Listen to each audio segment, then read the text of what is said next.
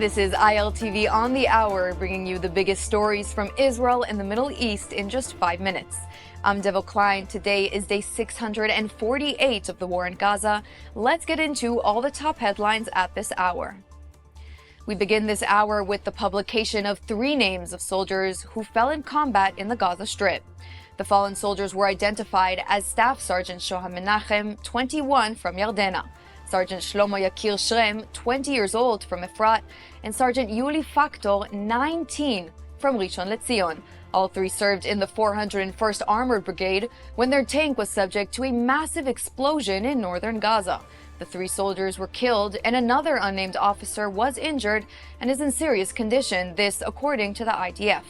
Army investigators are still trying to piece together the cause of the deadly blast. But according to the initial IDF probe, the blast was likely caused by a Hamas RPG or by a malfunctioning shell that detonated inside the turret.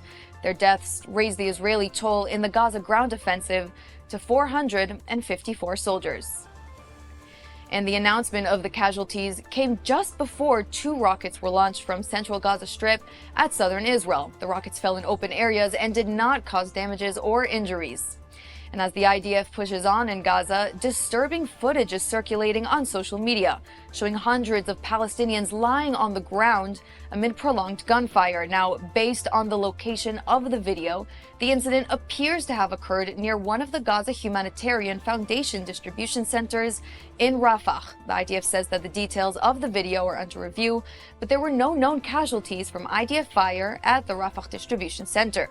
The U.S. and Israeli-backed GHF has faced harsh criticism from the UN and other aid groups, with charges that it fails to meet the needs of the Gaza population, and many deaths have been reported among those seeking aid. Now, there have been near daily incidents with casualties near the aid centers.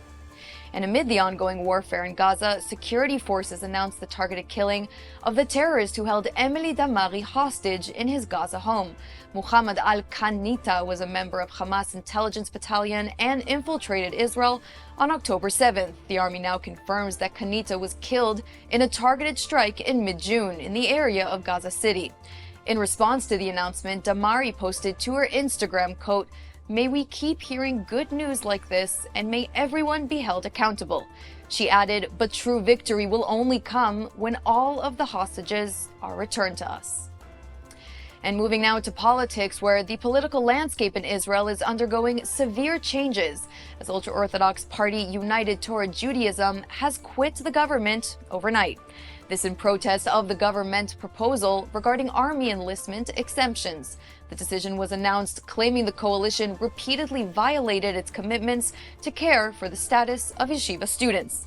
The Netanyahu-led coalition is not immediately endangered by the moves as long as ultra-Orthodox party Shas remains in the coalition. Now, Shas is set to write up a new draft for the proposal. Their goal is to have the draft law passed ahead of July 27th, when the summer session comes to an end.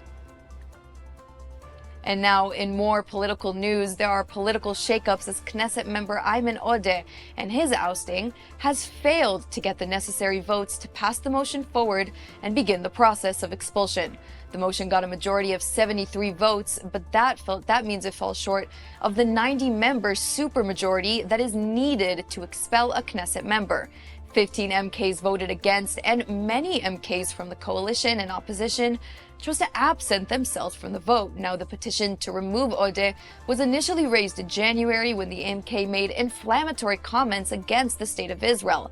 Odeh said that Gaza has won and Gaza will win, and he's also voiced support for the release of Palestinian security prisoners as part of the hostage deal, and more importantly, Odeh refused to label Hamas and Hezbollah as terror groups.